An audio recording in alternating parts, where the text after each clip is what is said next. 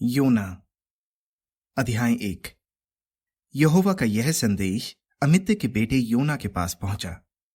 जा, उस बड़े शहर नीनवे को जा और उसे सजा सुना, क्योंकि मैं उसकी दुष्टता को अनदेखा नहीं कर सकता। लेकिन योना यहोवा से दूर तर्शीश की तरफ भागा। वह याफा तक गया और वहां उसे एक जहाज मिला जो तर्शीश जा रहा था।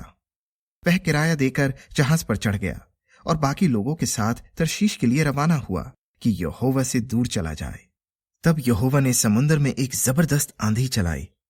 ऐसा भयंकर तूफान उठा कि जहाज टूटने पर था।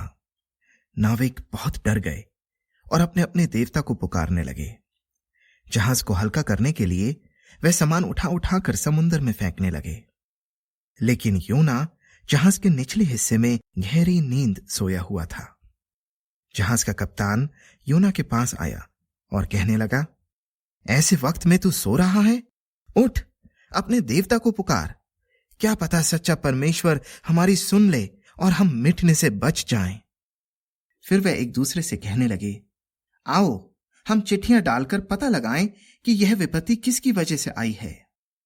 उन्होंने चिट्ठियां डाली और चिट्ठी योना के नाम निकली। वे योना से पूछने लगे, मेहरबानी करके हमें बता कि इस विपत्ति के लिए कौन जिम्मेदार है। तू क्या काम करता है? कहां से आया है? तू किस देश का रहने वाला है और किस जाति से है? उसने कहा, मैं एक इब्री हूं और मैं स्वर्ग के परमेश्वर यहोवा की उपासना करता हूं, वही परमेश्वर जिसने समुद्र और धरती को बनाया है। यह सुनकर वे आदमी और भी डर गए और उन्होंने योना से पूछा, तूने ऐसा क्यों किया? नाविकों को पता चला कि योना यहोवा से दूर भाग रहा है। यह बात खुद योना ने उन्हें बताई थी। समुद्र में तूफान का कहर बढ़ता ही जा रहा था। उन आदमियों ने योना से पूछा, बता हम तेरे साथ क्या करें कि समुद्र शांत हो जाए? योना ने कहा, मुझे उठाकर समुद्र में फेंक दो, तब समुद्र शांत हो जाएगा। मैं जानता हूं यह भयंकर तूफान मेरी वजह से तुम पर आया है। फिर भी नाविक जोर जोर से चप्पू चलाने लगे कि किसी तरह जहाज को किनारे लगा दें, मगर वे कामयाब नहीं हुए, क्योंकि तूफान और जोर पकड़ने लगा। तब उन्होंने यहोवा को पुकार कर कहा, हे यहोवा, दया कर, इस आदमी की वजह से हमारा नाश मत कर, ना हमें निर्दोष के खून का दोषी ठहरा, क्योंकि हे यहोवा, तू वही कर रहा है जो तू चाहता है। तब उन्होंने योना को उठाकर समुद्र में फेंक दिया और तूफान थम गया। समुद्र शांत हो गया। यह देखकर उन आदमियों पर यहोवा का डर छा गया और उन्होंने यहोवा को बलिदान चढ़ाया और मन्नतें मानी। तब यहोवा ने एक बड़ी मछली भेजी कि वह योना को निगल जाए, और योना 3 दिन और 3 रात मछली के पेट में रहा। अध्याय 2। फिर योना ने मछली के पेट में अपने परमेश्वर यहोवा से प्रार्थना की। उसने कहा, मुसीबत में मैंने यहोवा से फरियाद की और उसने मुझे जवाब दिया।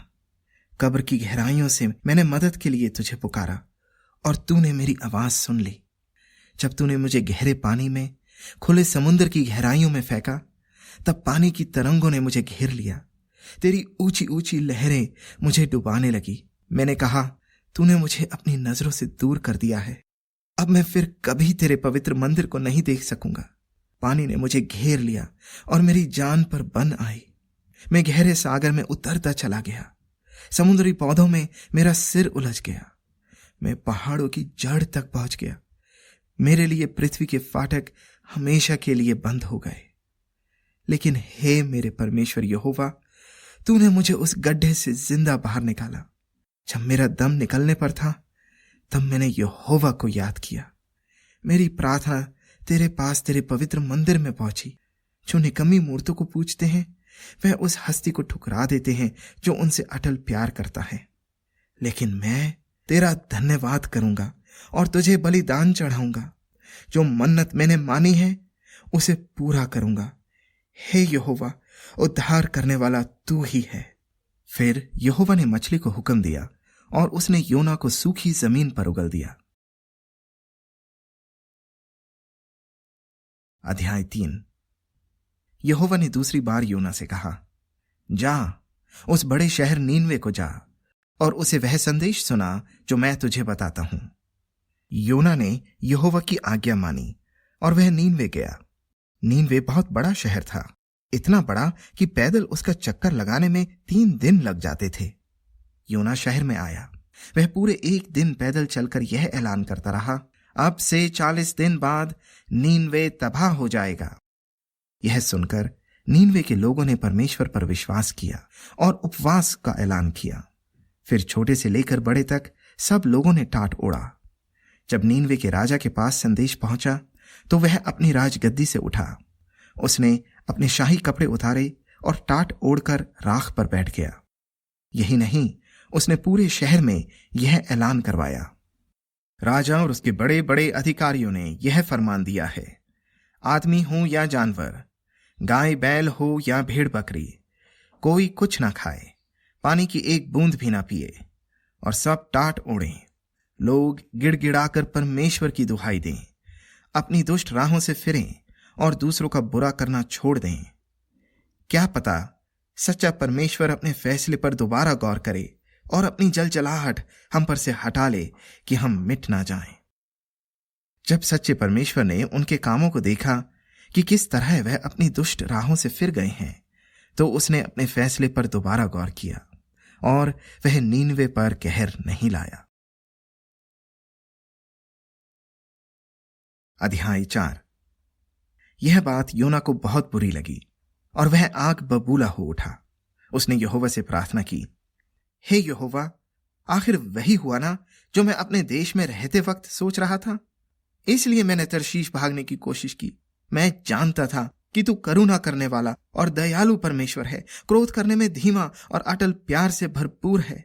मैं जानता था कि तू अपना मन बदल लेगा और सजा नहीं देगा। अब हे यहोवा, मेहरबानी करके मेरी जान ले ले। जीने से तो अच्छा है कि मैं मर जाऊं। यहोवा ने पूछा, क्या तेरा गुस्से से भड़कना सही है? फिर योना शहर के बाहर गया और उसके पूरब में जाकर एक जगह बैठ गया। वहां उसने अपने लिए एक छप्पर बनाया और यह सोचकर उसकी छाया में बैठा रहा कि देखूं शहर का क्या होता है।